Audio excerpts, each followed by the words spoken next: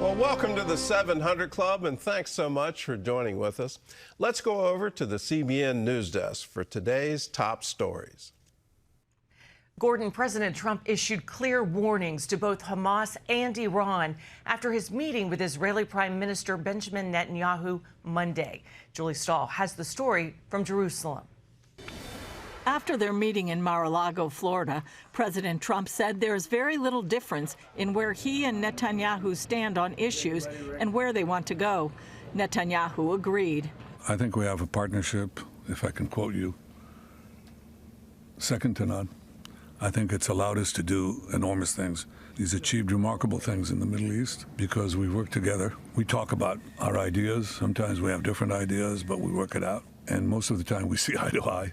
As reports continue to emerge about Iran rebuilding its missile arsenal, President Trump indicated that another strike on Iran could be on the agenda. I hope they're not trying to build up again, because if they are, we're going to have no choice but very quickly to eradicate that buildup.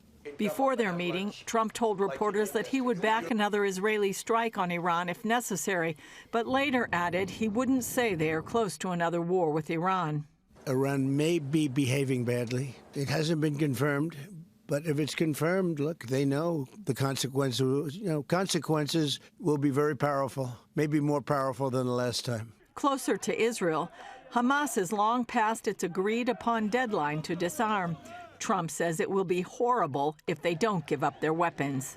It's going to be really, really bad for them, and I don't want that to happen. But they made an agreement that they were going to disarm. And you couldn't blame Israel. Before their meeting, Trump created some confusion when asked if Israeli President Isaac Herzog would pardon Netanyahu, who is accused of using his position to swap favors with influential benefactors. I think he will. How do you not? He's a wartime prime minister who's a hero. How do you not give a pardon? I think it's a very hard thing not to do it. I spoke to the president, and he tells me it's on its way.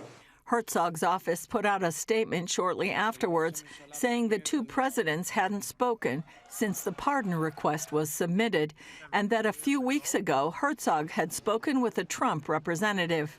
During that conversation, an explanation was provided regarding the stage of the process in which the request currently stands, and that any decision on the matter will be made in accordance with the established procedures. During Trump and Netanyahu's lunch, Israel announced it would award President Trump the Israel Prize for his tremendous contributions to Israel and the Jewish people. It's the first time the prize will be given to a non-Israeli since it began in 1953. This reflects the overwhelming sentiment of Israelis across the spectrum. They appreciate what you've done to help Israel and to help our common battle against the terrorists and those who would destroy our civilization. Julie Stahl, CBN News, Jerusalem. Thanks, Julie. Well, here at home, a winter storm making life difficult for millions from the plains to the Great Lakes. In some areas, it's as much as 50 degrees colder than it was just yesterday. Brody Carter has that story. From Minnesota and Iowa to New York and Maine, the powerful storm dropped some of the heaviest snow in nearly 3 years in New York City. Nationwide, nearly 750 flights were canceled Monday, with thousands more delayed. On the roads, drivers faced near whiteout conditions. In Iowa, state troopers reported dozens of crashes. At least one was deadly. The situation was just as dangerous further east, with several major pileups snarling roadways in Michigan. And the tough weather isn't over. Forecasters warn the coldest air is still settling in, with life-threatening wind chills possible tonight. The message from officials is simple. This is not a typical winter storm, and travel will remain risky. Brody Carter, CBN News. Thanks, Brody. Turning now to the war in Ukraine, where this southern front has become a hunting ground for Russian drone operators. They brag online about targeting civilians. During a recent trip into Kherson, CBN followed volunteers helping those still under constant threats. Chuck Holton has the story. Daily life in Kherson means enduring Russian attack drones launched from just across the Dnipro River. Civilians say operators use them for target practice, calling it a human safari. The threat forces all who remain to live under nets that stretch for miles, which still isn't enough. They are burning all the houses, destroying them. And our house, the roof is damaged and the glass is shattered, and we cannot return there. People are killed here almost every day. Still, a small team from Hope for Ukraine makes a regular 12-hour trek crossing into the danger zone to reach those cut off from food, heat, and power. This humanitarian group that we're with from Hope for Ukraine is coming in here almost every week and bringing supplies to the people who are still living in Kherson. We're only about a kilometer from the Dnipro River, and that means the Russians are just beyond that, and they're bombing this place every day. But it's not just the bombs that they have to worry about, because there's just not enough food in here for these people to survive without the help of people like this. Our life here is truly awful. We are in a red zone. We cannot.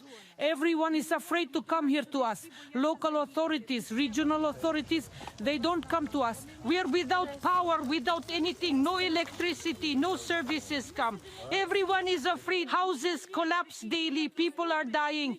It's such a horror that we don't know what to do or what this is. The elderly woman who lived in this still smoldering home died when a drone targeted her house. Hardly a military target. Even for those in homes still standing, the winter is brutal. Russian strikes have gutted power stations, leaving whole districts without light for hours each day. Hope for Ukraine brings food kits and solar power units so families can cook without producing smoke that might draw a drone. Many of these volunteers are Ukrainian believers who've helped displaced families since the first Russian invasion in 2014. Hard to believe that people have been living this way for years in these bunkers underneath the buildings. So basically, there's a food kit that sustains family for up to 10 days, and then you have the solar power generator and the cooktop that comes with that. So that's basically what we've been pushing right now to the frontline areas. The last time I was here was 3 years ago, right after this area was liberated from the Russians by Ukraine. And the mood at that time was jubilant. As a matter of fact, there were hundreds, if not thousands of people arrayed in this square, all celebrating the freedom that they got after being under Russian occupation for a long time. But now it's a much more somber picture.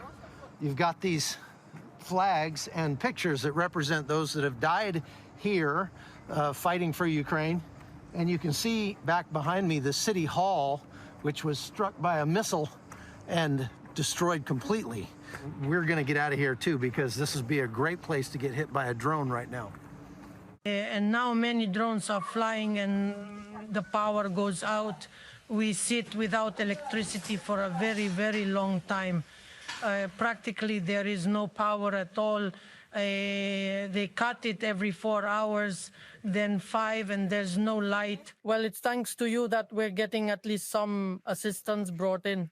For the people living inside Kherson's kill zone, aid runs like this are the thin line between survival and collapse. Although Russia's military continues its human safari, the teams who return each week say they won't abandon those who cannot leave. From Ukraine, I'm Chuck Holton for CBN News. Thanks so much, Chuck. Well, as 2025 winds down, many Americans are wrapping up their finances for the end of the year, including making their final tax-deductible charitable contributions. And CBN is making a special offer. All donations to CBN before midnight today will be matched up to $200,000. And tomorrow on Wednesday, December 31st, all donations given by midnight will be matched up to $250,000. You can give today at cbn.com to support the work of CBN in the U.S. and around the world. Those are today's top stories from CBN News.